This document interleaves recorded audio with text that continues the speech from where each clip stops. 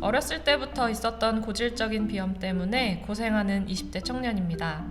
매일 코 먹는 소리 나는 것도 창피하고 숨 쉬는 게 어려워서 그런지 잠 잘 때도 너무 힘듭니다. 1년 중에 봄에 제일 심한 것 같아요. 찾아보니까 입으로 숨을 쉬면 건강에도 안 좋고 얼굴이나 턱 모양이 기형적으로 변할 수도 있다는 것 같아서 너무 무섭습니다. 이미 10년 이상 앓고 있지만 이제는 정말 고치고 싶습니다. 코에 문제가 있으니까 학교 공부할 때도 어렵고 나중에 취직해서도 고생할 것 같아 더 겁이 납니다. 한의원에서도 비염 치료할 수 있다는데 대체 어떻게 해야 하나요? 침을 맞아야 하나요? 저도 편하게 숨쉬는 행복함을 느끼고 싶습니다. 도와주세요. 안녕하세요. 한의사 곽정원. 한의사 이희경입니다. 아이고 너무 힘드실 것 같아요. 원장님도 비염 있으세요? 저는 비염으로 고생을 했던 적은 살면서 없었고요. 네. 그냥 찬바람 불 때 약간 콧물 나고 재채기 나는 정도였어요. 사실 여기도 조금 지금 추운 것 같은데 네, 좀 춥죠. 이럴 때 비염이 좀 심해지지 않나요? 맞아요. 선생님? 저도 지금은 비염이 하나도 없어요. 근데 오. 여기 좀 추워서 조금 콧물이 맺힐 수는 있는데, 네. 예. 근데 어렸을 때는 이분처럼 너무 심했던 것 같아요. 잘 때 코로 숨 쉬고 싶은데 코로 숨이 안 쉬어지니까 입을 벌리고 자거든요. 입을 벌리고 자면 입이 마르고 목도 따끔거리고 그다음에 입냄새도 나는 것 같고 공부를 하려고 이렇게 이렇게 하고 있으면 어떡해요? 머리가 아프기 시작해요. 맞아요. 그러니까 뭐 멍해지고 집중이 시작하면서 안 돼요. 집중이 안 돼요. 그래서 공부를 진짜 잘할 수 있는데 비염 때문에 못하는 거예요. 맞아요. 비염 때문에. 이해하시죠? 네. 예. 그래가지고 그럼요. 제가 10시간 하려고 했는데 30분만 되면 일어날 수밖에 없어요. 그래가지고 이분도 마찬가지신 것 같아요. 뭐 20대이신데 10년 이상 앓으셨다고 하면은 공부를 너무 열심히 하시고 일을 너무 열심히 하시고 그러신 거예요. 그래서 공부를 안 하시면 비염이 나요. 어머님들이 싫어하실 소리일 것 같은데. 이거 방송 안 나가. 우리가 이제 차고 건조하고 먼지가 많고 이런 공기들이 비염이 없다고 하면 콧물이 나는 게 없다고 하면 어떻게 되겠어요? 쑥 들어가서 어디까지 갈까요? 폐까지 폐까지 가겠죠. 그럼 폐까지 가면 폐에서는 그거를 감당해내기가 어려울 수가 있어요. 그래서 어떻게 보면 코에서 해결해 주는 게 맞아요. 너무 빨리 들어오는 것들을 좀 막아줘야 되겠죠. 대피 시간을 줘야 되니까 그거를 무조건 나쁘다라고 생각하시면 안 되고 그것만 그런 증상이 나타났다고 해서 어머 나 비염이야. 큰일 났어.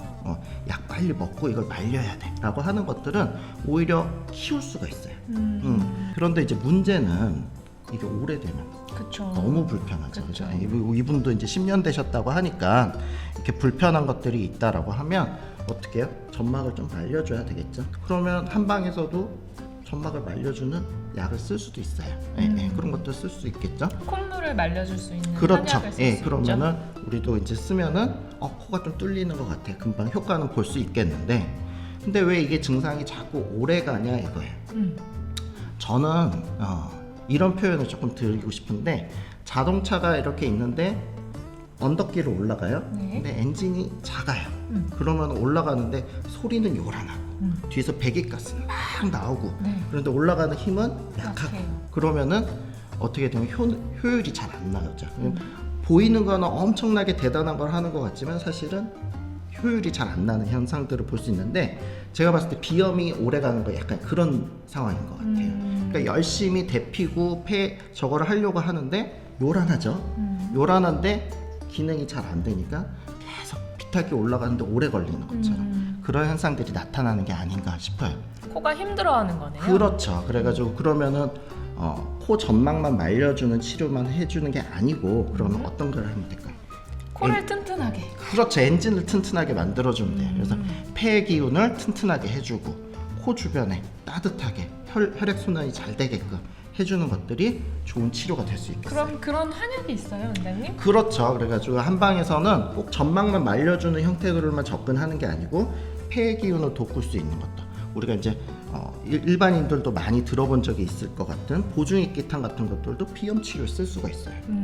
우리가 이렇게 단편적인 것들만 보는 게 아니고 복합적으로 왜 이런 현상이 일어났는지 우리가 내가 진짜 부족한 게 무엇인지 내 몸이 지금 뭘 원하고 있는지를 한번 찾아보시는 게 중요한 것 같아요. 근데 한약 먹기 또 싫어하시는 분들도 계시잖아요. 그러면은 한약 말고 침 치료?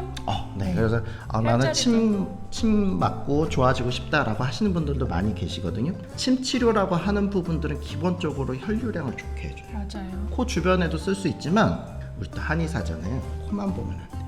이렇게 넓게 봐야 돼요. 혈류랑 신경이랑 이런 것들이 어디서부터 오냐면 목 뒤에서부터도 오고 요 밑에서부터도 와요. 귀 밑에서부터도. 학생 때 비염이 잘 안 낫고 하는 이유들이 보면은 다들 라운드 숄더, 어깨가 자꾸 말리고, 공부 열심히 하느라. 그렇죠.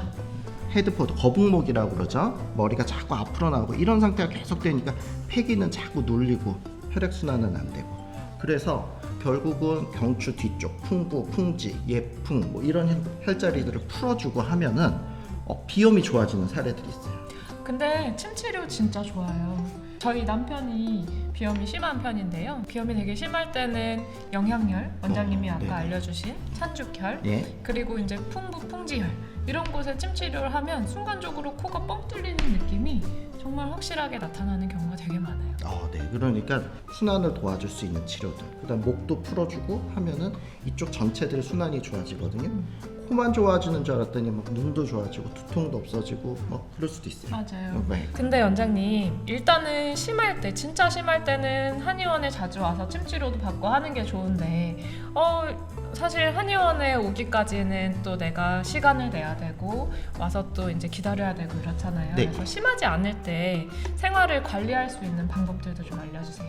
그러니까요. 뭐 항상 병원만 갈 수가 없잖아요. 그렇기 때문에 이제 생활에서 할 수 있는 것들은 우선은 저는 폐기를 도울 수 있는 것들은 다 좋다고 생각해요. 1번은 호흡법 얘기를 하는데 호흡법 하세요, 복식 호흡 하세요 하라고 하면은 귀찮아서 안 해요. 맞아요. 네, 그러면 뭘 하라고 하냐면 저는 운동하시라고 그래요.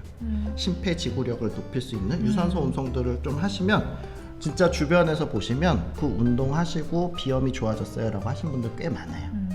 그래서 이제 그런 것들도 많이 말씀드리고 샤워 부스를 많이 사용하라고 얘기해요. 뜨거운 물을 이렇게 막 틀어놔가지고 증기를 가득 차게 이렇게 해놓은 다음에 그 안에서 코를 조금 푸시고 그 안에서 하시면 코 점막이 순환도 잘 되고 거기에서 있는 이물질들도 잘 씻어내줄 수 있어요. 저는 그렇게 생각해요. 뭐 비염도 내 몸에서 어떠한 신호예요. 이 신호를 왜 낼까라는 것들을 잘 살펴보고 내 몸이 만약에 이런 신호를 낸다고 하면 내가 지금 부족한 부분들, 잘못된 부분들이 무엇일까라고 조금 고민을 해보시고 그거를 개선해 줄 수 있으면 그 증상들이 몸에서 나오는 신호들이 줄어들 거예요. 그렇게 해서 고치시는 것이 다른 약들을 많이 쓰고 하는 것들보다 훨씬 더 좋을 수 있습니다. 그래, 오늘은 이 정도로 한번 마무리 해보는 게 어떨까 싶어요. 이런저런 이야기 많이 해봤는데 많이 도움이 되셨으면 좋겠어요. 다음번에 또 보는 걸로 할까요? 네. 다음에 또 봐요. 어색한가요? 네. 네.